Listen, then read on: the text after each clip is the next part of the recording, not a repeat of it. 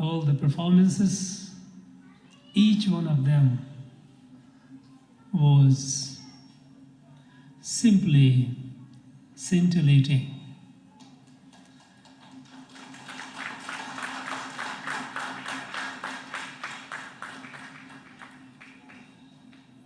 You gave a brief yet very, very powerful presentation of the rich cultural Bengali heritage. This event being celebrated in Chennai, it makes it special because Bengal and Tamil Nadu, these two states, in many ways have shaped the idea and identity of our country, Bharat. While Tamil Nadu, with its several thousand years old language, cultural and spiritual, philosophical heritage, have largely maintained the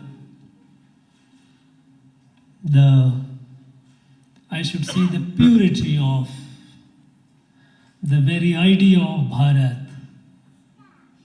Bengal going through the turbulence for almost about 1,000 years, facing odds and events. It has not only preserved, it has also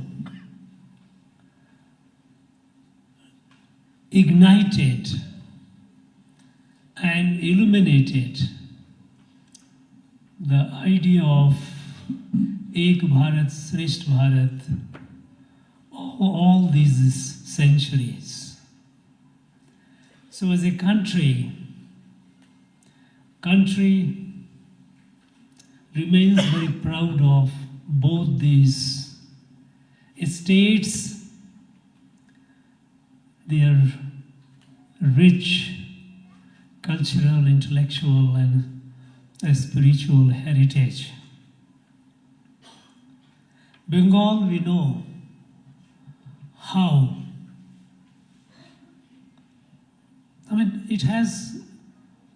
It has been a land which has given rise to so many noble and revolutionary ideas,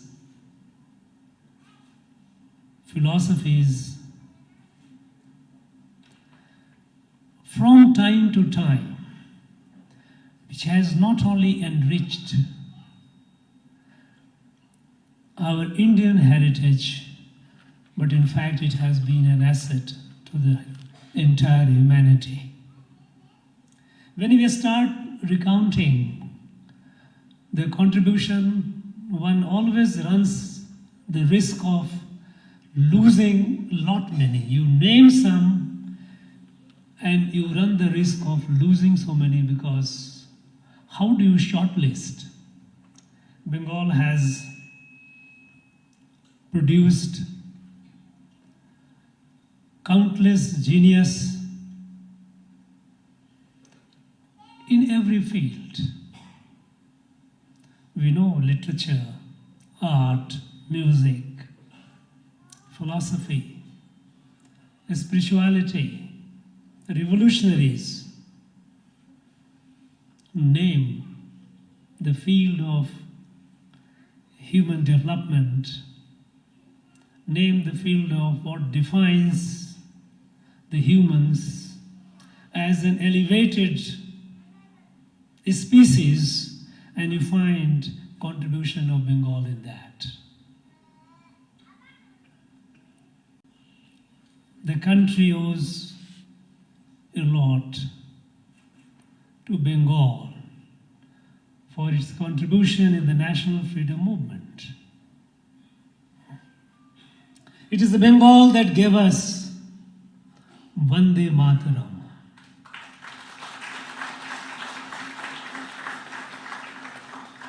The call which energized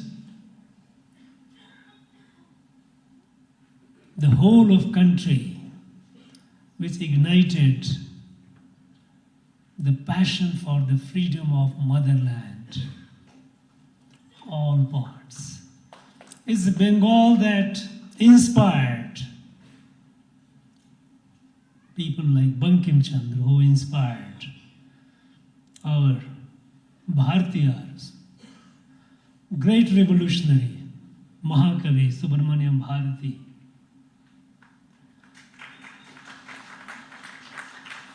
To sing the song and energize the people to march towards the freedom of our land. When Bharatiya talked about Bharat Mata, the Bharat Mata, which was portrayed and projected, perhaps one of the pioneers were the people of Bengal who did it. When Bharatiya talked about Bharat Mata, and he talked copiously, and every couplet, every sentence of his is so pithy and so pregnant with meaning and emotion that it defies a limited explanation. But when he said that Bharat Mata, Seppu Modi Padanetrodiyal Enel Chintanai Ondriodiyal, Bharat Mata speaks in 18 languages, but her heartbeat is one. She thinks in one. This is Ek Bharat Shrestha Bharat. We know Tagore, Gurudev. We know Sarat Chandra, Ishwar Chand Vidyasagar. As I said, you name some and you run the risk of missing so many others, countless others. When we think of the national awakening, how can we miss Swami Vivekananda? And the greatness of Ramakrishna Paramhans, the divine soul who touched and turned Narendranath into Swami Vivekananda. What a great alchemy. And when that young rishi or yogi, Swami Vivekananda, with the blessings of Ramakrishna Paramhans, when he moved around the country to see what this Bharat was at that point of time. And he traveled all along, and after covering almost all part of the country, he landed in this land. Here, he also learned Saiva Siddhanta, which further added to his spiritual understanding and evolution. But he was agitated. He was in anguish. A country which was so prosperous, so rich. Today some of our young people find it difficult to believe, but the fact remains that India was the richest and the most advanced countries until the beginning of 19th century. And this is not something that I am saying. This is something which has been stated by the experts, The committee is constituted by the international bodies. OECD had constituted a committee to understand the economic history of humanity since the beginning of first century. And the trigger was in 1972 when Paul Barroch, an economic historian, the British economic historian, when he published a paper, essay said that Europe at the time, Europe became rich in last 200 years, US in last 100 years. It was India which was the economic powerhouse of the world for previous 1800 years. The rich and advanced countries found it difficult to believe it. So the OECD country constituted a committee to study and debunk what Paul Barroch has said. And the OECD committee published the report in 1982. And it is available on the internet. Those of you who are curious may just tap it on your tablet. World economy, millennial perspective, and it will throw up the result. From the 1st century till the 18th century, India was the largest GDP in the world. There were in between, there was a competition with China. That too towards 13th, 14th century. But this country became so deprived, so emasculated, so helpless, that Swami Vivekananda he kept wondering, why? And then when he reached Kanyakumari, and there we know the famous rock, the rock made famous with the presence of Swami Vivekananda. When he meditated over this rock for several days, and then he realized this country, suffering from such an inferiority complex, a complex which has been induced by design by the colonial powers. The country has to be conscious of its selfhood. Country has to be proud of itself. The country has to sense of nation and nationalism. And that is the call which he gave.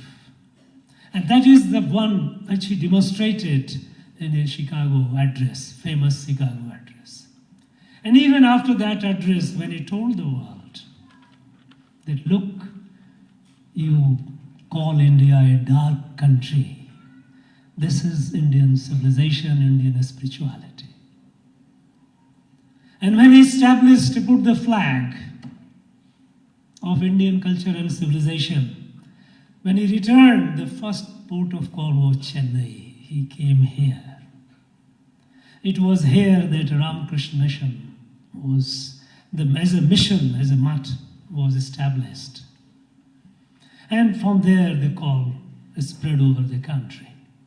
The call of an awakening of a new India. A new India which must be conscious of its past and must be also committed to its destiny of a bright future to be the leader of the world. It was Bengal that gave us great revolutionary saint Sri Aurobindo. Sri Aurobindo, we all know, he was a great revolutionary. But at some point of time, in his Pondicherry as we call it, he spent the rest of his life. And there, through study, introspection, meditation, reflection, when he realized at the time, he gave a new light to the world. The new light to the world that he gave is one thing which we all know. But one thing which he also did on 15th of August when India became independent, on that very day, Rishi Aurobindo jotted down his dreams for India. India is dreams for India. He said 5 dreams. And then he put the 5, preface of the 5 dream was, the whole essence of the 5 dream was rise of India for the benefit of humanity, for the benefit of planet. And the prefaced it by saying that, look, because Rishi Aurobindo's time was a very turbulent time. He had witnessed 2 devastating world wars, colossal loss of humanity, millions and millions had perished. And he had also witnessed the unimaginable destructive power in the hands of humans when the nuclear weapons were dropped at Nagasaki and Hiroshima. Never before people realized that humans have the capability of such a massive self-destruction. So the world, which was at war with each other, in various ideologies, various political beliefs, capitalism, communism, in between, numerous isms, and equipped with such unimaginable destructive power, what was the fate of humanity? And Rishi Aurobindo pondered, was it self-destruction? And then he said, no, it is not self-destruction. It is evolution to the higher plane of consciousness. From jada, innate, to the Chaitan, Jiva, to the Manushya, and Manushya has to rise to the next and ultimate level of consciousness, where they realizes the truth, that oneness that says one in all, the same. What our ancient rishis had said, Atmavat sarvabhuteshu, mamatma sarvabhutatma. Avibhaktam cha vibhakteshu, the one who is undivided looks divided. That truth, that consciousness has to rise. And for that, who will do it? Because once one rises to that level of consciousness, differences dissolves, they drop. We all become part of a family, Vasudhaiva Kutumbakam. Here in Tamil we say, Yadumure Yavarum Kelar. We are all part of one. And then he says, in the entire universe, Earth is the only evolutionary planet where life is evolving. And on this evolutionary planet, India, the Bharat, is the only country where this realization came thousands and thousands of years ago, that we are all one. We are all manifestation of the same divine, whether we humans, animals, plants, we are all children of the same divine. We are part of a family, a kutumbam. This realization that came in this country several thousand years ago, it came only to Bharat. And so, Rishi Aurobindo said, was it accidental? Was it just a coincidence? He said, no. It is a divine mandate. It is a divine mandate that India, this consciousness came to this country. And hence it is the divine obligation of India to spread this consciousness to the rest of the world. We are all part of a family. And with this, Rishi Aurobindo said, India must rise. Because only when you rise, this philosophy was there with us for several thousand years. But people didn't listen much, didn't care much. Shukraniti says, Valino vasagaha sarve durbalasya shatruva.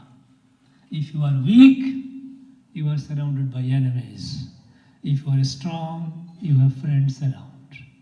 So India must grow strong enough so that its message of oneness, universal oneness, is appreciated and accepted by the rest of humanity. And that's the only way the humanity can be saved. And this came from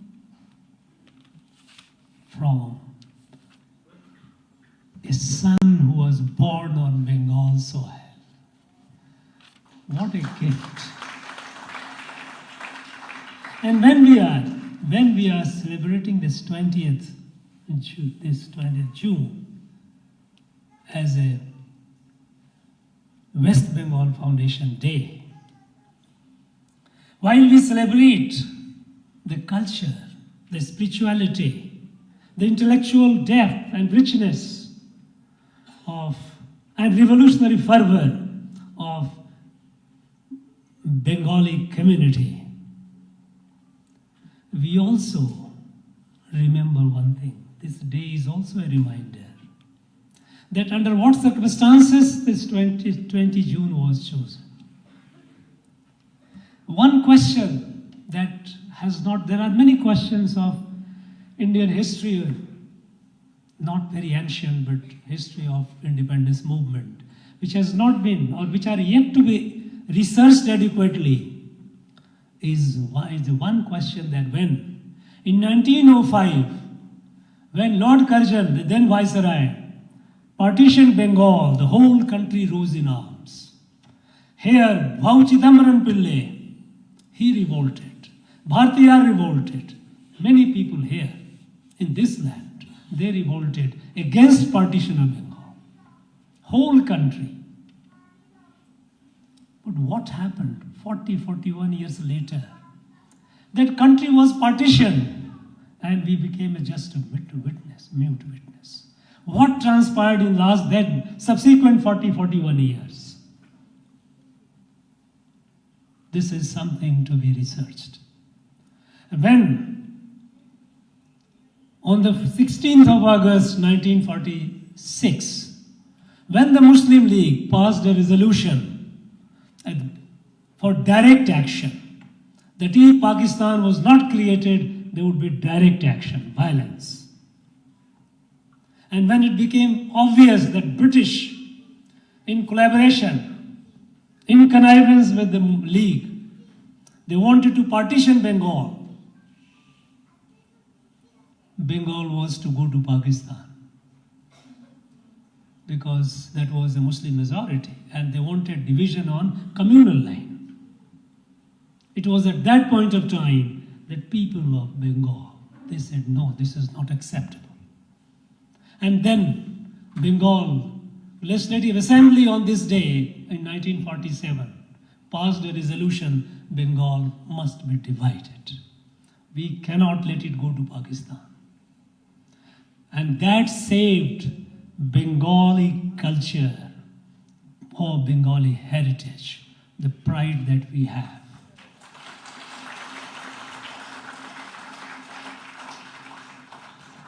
It is also a day of reminder that look, we have to learn lessons from history. A nation cannot be divided on the line of religion, on the line of race, on the line of language. The nation is supreme. The nation is first. This must be imbued in the heart of every Indian. This day, Bengal Day, is important in many ways. While we celebrate the richness, we also remind the richness of Bengali culture and heritage. We also remind ourselves of the fact that one must be, the nation must be vigilant against any kind of forces that weaken us. This is a beautiful garden. This is a beautiful basket, bouquet. This country is like a mighty tree. A big, huge tree has millions of leaves. No two leaves are alike. Nature does not replicate. No two leaves are alike. But beyond the tree, it has no existence. It is one part of a family. It's like petals of a flower which has hundreds of petals. No two petals are alike, and yet each one is integrally connected. Beyond the flower, petal has no existence. This is the beauty of Bharat. We have to celebrate. And this is what we mean when we say unity in diversity. Diversity has been celebration, has been our strength. Unfortunately, over the time, attempts have been made to turn into a weakness. No. Long, long back, several thousand years ago, in the period of Vedas, when the Rishi said, Eko Sada Vipra Baudha Badanti, truth is one, it is expressed variously, numerously. Fine, perfect. There couldn't be a more wonderful philosophy of inclusivity that you pursue the faith, the panth that you wish, but we are all one. That is the beauty of our heritage. That is the beauty of Bharat. And today, on this day, on this West Bengal Day, we are celebrating it in this land, a holy land of Tamil Nadu. I wish all my friends present here and all my Bengali friends, wherever they are in the world, once again, all the very best in their life, in all their endeavors. Thank you very much. Jai Hind. Thank you, sir. Thank you so much. We thank the Honorable Governor for praising this beautiful occasion, and we thank the various Bengali Association for organizing great cultural events, and Bharatiya Vidya Bhavan for the wonderful performance and speech. Ladies and gentlemen, we request you to raise for the national anthem.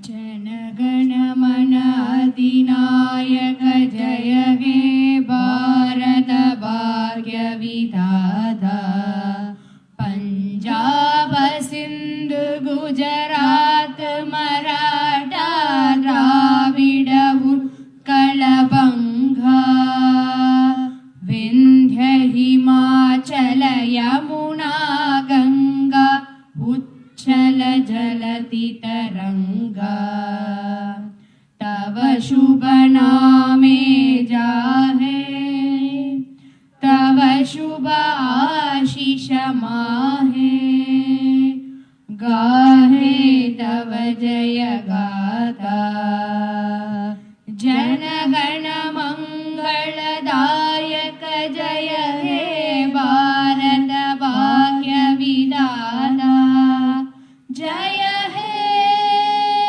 Jaya He Jaya He Jaya Jaya Jaya Jaya He.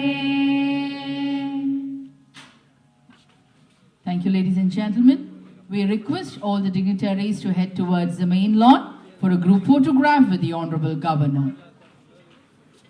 We request all the members who are present here, ladies and gentlemen, to head towards the main lawn for a group photograph with the Honorable Governor.